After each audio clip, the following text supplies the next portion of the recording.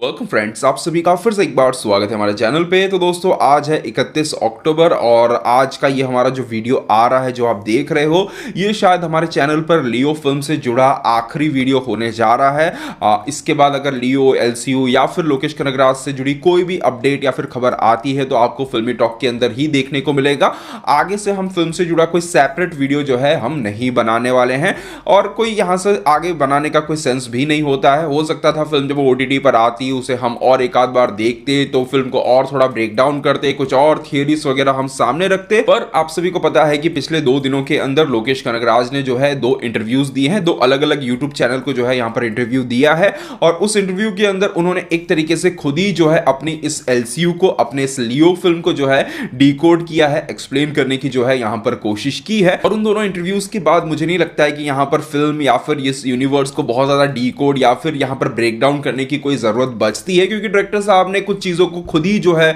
बहुत ही क्लियर तरीके से या फिर खुद ही जो है थोड़ा कंफ्यूजिंग तरीके से जो है यहां पर क्लियर कर दिया है। वो खुद भी जो है आने वाले कुछ महीनों के लिए जो है गायब होने वाले हैं अपने अगली फिल्म के राइटिंग प्रोसेस के लिए, और फिल्म का भी जो ओवरऑल बॉक्स ऑफिस रन है वो भी आने वाले हफ्ते 10 दिन के अंदर जो है खत्म हो ही जाएगा, क्योंकि अब जो है अब नवंबर लग चुका है, 10 दिन बाद दिवाली का सीजन स्टार्ट हो जाएगा और फिल्म जो है OTT पर आने के लिए तैयार हो जाएगी। तो अब जो है यहां पर लियो फिल्म का और हमारा जो सफर है ये कहीं ना कहीं यहीं से इसी वीडियो के साथ शायद आज खत्म हो जाएगा। अब इस वीडियो को बनाने का मेन पर्पस जो है वो एक ही है कि यहां पर कुल मिलाकर जो भी आज की डेट में लियो फिल्म से जुड़ी हुई चीजें चल रही हैं उनको आपके सामने जो है रखा जाए। इन दोनों इंटरव्यूज के अंदर लोकेश कनगराज ने क्या बोला है और किस कारणों से आज की डेट में लोकेश कनगराज को उनको चाहने वाले, उनको ना चाहने वाले सभी कुल मिलकर जो है यहां पर ट्रोल कर रहे हैं, ऐसा क्यों हो रहा है। साथ ही साथ हमने भी कुछ चीजें हैं जो नोटिस की हैं फिल्म और एलसीयू से जुड़ी हुई, उन सभी चीजों को कुल मिलाकर जो है हम आपके सामने यहां पर रखने की कोशिश करेंगे।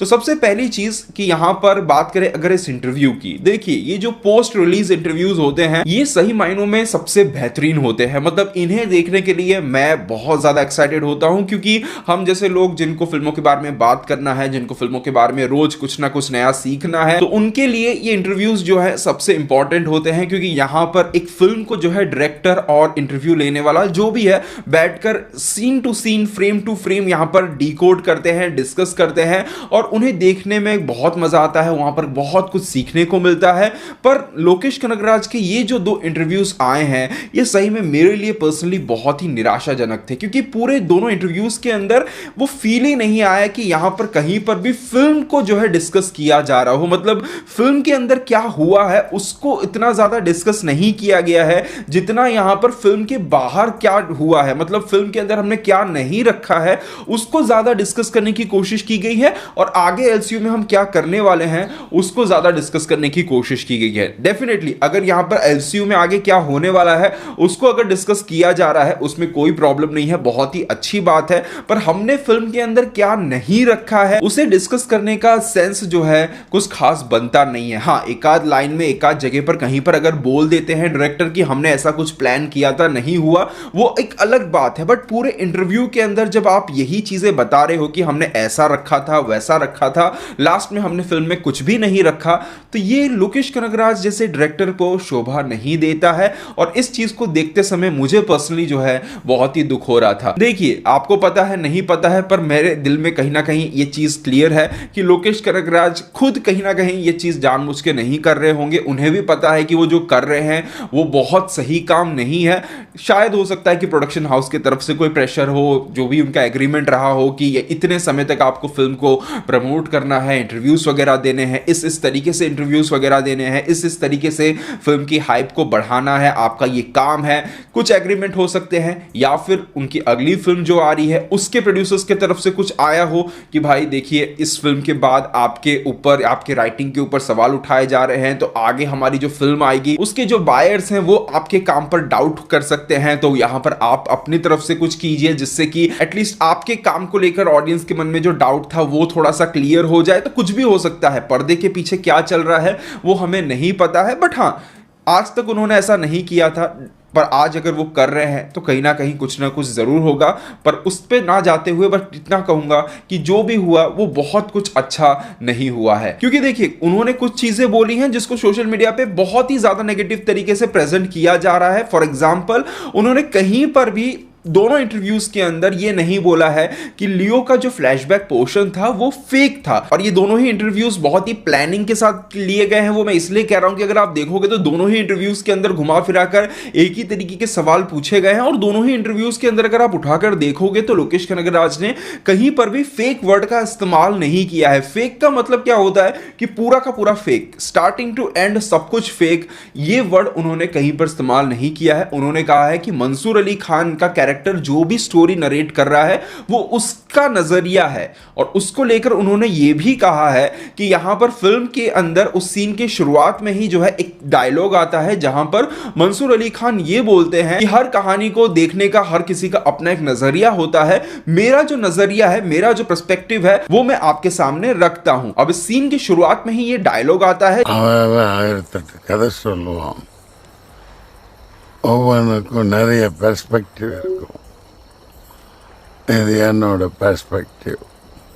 1999। जिसको लेकर लोकेश कनगराज ने यह कहा है कि उस डायलॉग को जो है एडिटिंग स्टेज पर हमारे एडिटर साहब ने जो है काट दिया। उन्होंने कहा कि अब इसे कट कर देते हैं, ऑडियंस पर छोड़ देते हैं कि वो इस फ्लैशबैक सीन को लेकर अपना क्या नजरिया बनाते हैं। तो उनके इस लाइन से एटलीस्ट ये तो क्लियर हो जाता है कि यहां पर वो कहीं पर भी इस पूरे फ्लैशबैक को फेक नहीं बोल रहे हैं। हो सकता है कि कुछ कुछ चीजें ऐसी हो जहां पर मंसूर अली खान का जो कैरेक्टर है वो प्रेजेंट ही ना हो, और उस चीज को वो आंखों से नहीं देख रहा है, शायद वो सुन पा रहा हो और उसे सुनते हुए अपना कोई विचार क्रिएट कर रहा हो, या फिर वो यहां पर लियो के साथ मिला हुआ हो, जो भी हो सकता है। तो वो एक अलग चीज है, उसको उसी तरीके से अगर लिखा जाए, सोशल मीडिया पे प्रेजेंट किया जाए तो अच्छी बात है। अगर आप पूरी तरीके से बोलोगे कि लोकेश कनगराज ने फेक बोल दिया तो वो मेरे नजर में गलत है। दूसरी चीज जो यहां पर लोकेश कनगराज के लिए गलत साबित होती है वो ये है कि अगर आप ऐसा बोल रहे हो कि यहां पर मंसूर अली खान ने जो कहा है वो 100% सही नहीं हो सकता है,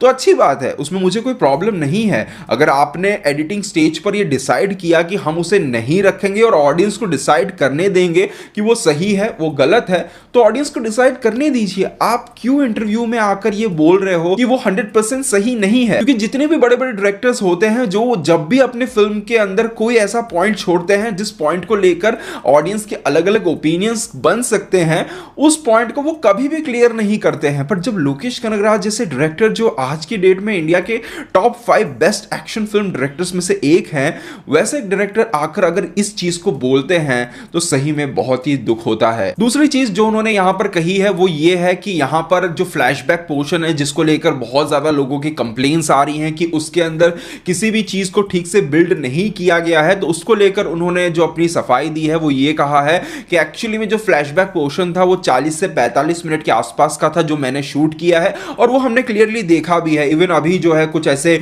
फोटोज वगैरह भी जो है रिलीज किए गए हैं जहां पर साफ पता चल रहा है कि मैडोना सेबेस्टियन के साथ कुछ और एक्स्ट्रा सीन्स जो है शूट किए गए थे जिनको फिल्म के अंदर नहीं रखा गया है। तो यहां पर उनका कहना है कि मैंने 40 से 45 मिनट का फ्लैशबैक जो है यहां पर शूट किया था, जिसके अंदर दोनों भाई और बहनों के बीच की बॉन्डिंग को भी डेवलप किया गया था। और ये जो नरबली वाला जो पोर्शन है संजय दत्त को लेकर, इसका जो बेस है वो कैसे क्रिएट हुआ है, ये पूरे वर्ल्ड को जो है मैंने उस 40-45 मिनट के अंदर रखा था। और अगर मैं उस चीज को फिल्म के अंदर रखता तो फिल्म की जो लेंथ है वो तकरीबन 3 घंटे 15 मिनट या फिर 3 घंटे 10 मिनट के आसपास की हो जाती। पर क्योंकि जब मास्टर फिल्म रिलीज हुई थी तो उसका लेंथ भी जो है तकरीबन 3 घंटे के आसपास का था, और हमने जब ये फिल्म प्लान की थी तभी डायरेक्टर साहब ने कहा था कि इस बार जो है इतनी लंबी फिल्म नहीं करेंगे, हम 2 घंटे 45 मिनट 2 घंटे 40 मिनट के अंदर फिल्म को निपटाने की कोशिश करेंगे। तो मैंने जो है प्रोड्यूसर को यहां पर कमिट किया था, और मेरे उस कमिटमेंट की वजह से जो है मैंने उस पोर्शन को फिल्म के अंदर नहीं रखा। और इस चीज को लेकर जब सामने वाले ने उनसे पूछा कि आपको पूरी फिल्म के अंदर कौन सा वो पोर्शन था जिसको लेकर आपके मन के अंदर एक डाउट था कि नहीं ये चीज शायद फिल्म में काम नहीं करेगी, तो उन्होंने खुद इस चीज को एक्सेप्ट किया कि इस फ्लैशबैक पोर्शन को लेकर मेरे मन में ऑलरेडी डाउट था और वो चीज काम नहीं की है, और मैं आने वाली अपनी फिल्मों के अंदर यहां पर जो है उसे सुधारने की कोशिश करूंगा। तो ये चीज लोकेश कनगराज की बहुत ही अच्छी लगती है कि वो अपनी गलतियों को एक्सेप्ट करते हैं, पर जब वो एक ही इंटरव्यू के अंदर अपनी गलतियों को एक्सेप्ट कर रहे हैं और एट द सेम टाइम यहां पर कुछ और चीजों को जस्टिफाई करने की कोशिश कर रहे हैं और बहुत ही अजीबोगरीब तरीके से जस्टिफाई करने की कोशिश कर रहे हैं, तो वो एक फील देता है कि यहां पर पर्दे के पीछे कुछ और ही चल रहा है। इसके अलावा कुछ और ऐसी चीजें थी जो आगे जाकर एलसीयू के अंदर एक अच्छा खासा सरप्राइज फैक्टर बन सकती थी, उनको भी उन्होंने इंटरव्यू के अंदर क्यों रिवील किया मुझे कुछ समझ नहीं आया। यहां पर उन्होंने साफ इस चीज को क्लियर कर दिया कि लियो फिल्म के अंदर पार्थिबन जिस अनाथ आश्रम का जिक्र करता है और विक्रम फिल्म के अंदर यहां पर फहद फासिल का कैरेक्टर एक अनाथ आश्रम का जिक्र करता है, तो इन दोनों ही अनाथ आश्रम का और इन दोनों ही चीजों का अंदर ही अंदर एक कनेक्शन है। अब इतने बड़े एक सरप्राइज फैक्टर को उन्होंने इस इंटरव्यू के अंदर क्यों रिवील किया ये भी मुझे क्लियर नहीं हुआ है। उन्होंने ये भी बोला है कि लास्ट में जब तलपति विजय का कैरेक्टर ये सुनता है कमल हसन के द्वारा कि मैं कौन बोल रहा हूं तुम पहचान ही गए होंगे, तो उस पर जो है तलपति विजय जिस तरीके से एक हताश होते हुए एक रिएक्शन देते हैं, तो उस पर भी उन्होंने ये कहा है कि यहां पर भी दो अलग अलग पॉइंट ऑफ व्यू बन सकते हैं, जहां पर एक तरफ शायद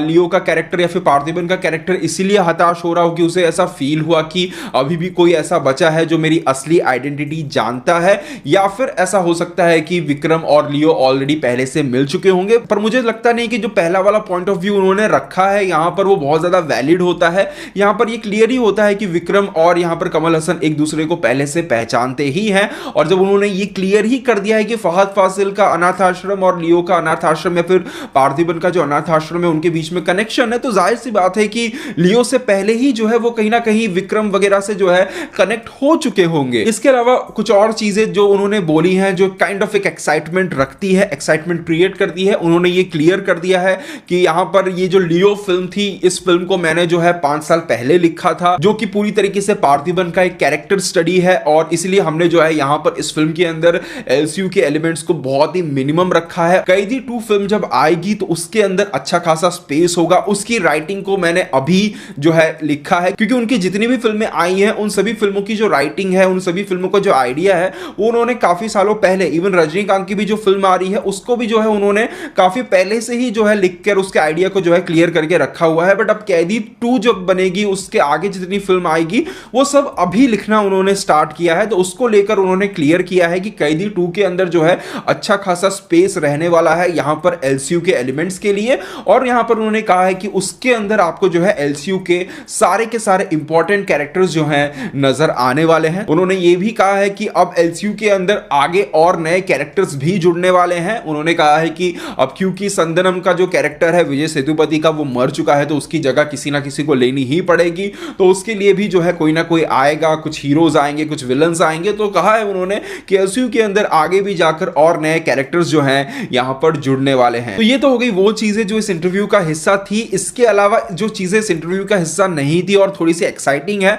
उनके बारे में अगर मैं बात करूं, तो अगर आपने नोटिस किया हो तो आज से कुछ दिनों पहले जापान का एक ट्रेलर लॉन्च इवेंट रखा गया था, जिसके अंदर सभी जाने पहचाने चेहरे जो है हमें देखने को मिले थे, और वहां पर जो है हमें अर्जुन दास भी नजर आए थे। तो ये फंक्शन जो है ड्रीम वॉरियर पिक्चर्स की तरफ से रखा गया था, जो कि कैदी फिल्म के प्रोड्यूसर्स हैं। तो जब यहां पर अर्जुन दास की एंट्री होती है तो यहां पर उनके नाम की जगह आप अगर देखोगे तो पहले लिखा आता है अनबू